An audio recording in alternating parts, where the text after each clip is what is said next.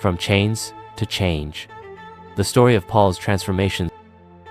Saul rode hard toward Damascus, his cloak whipping in the wind.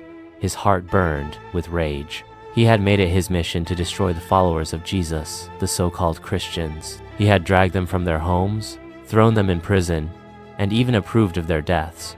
And now, more of them were spreading their message in Damascus. Not for long, he thought. Then, suddenly, blinding light from heaven flashed around him. Saul's horse reared, and he crashed to the ground. A voice thundered, shaking his very soul. "Saul! Saul! Why are you persecuting me?" Terror gripped him. "Who are you, Lord?" he gasped. "I am Jesus, the one you are persecuting." Saul trembled. Jesus was alive. Everything he had fought against was true. His whole life, his beliefs, his purpose shattered in an instant. When he opened his eyes, he was blind. His companions led him to Damascus. For 3 days, he sat in darkness, refusing food or water, his mind racing. Then, a man named Ananias arrived.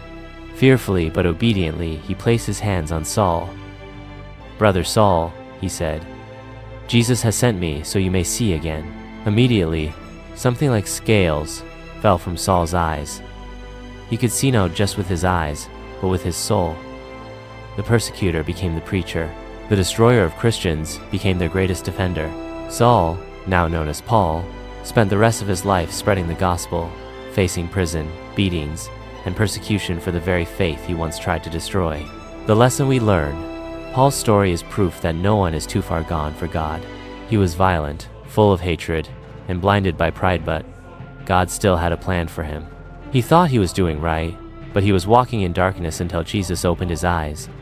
Maybe you think you've messed up too much. Maybe you feel unworthy of God's grace. But if God could turn Saul, a persecutor, into Paul, one of the greatest apostles, then he can transform you too. Because God doesn't see who you were, he sees who you can become.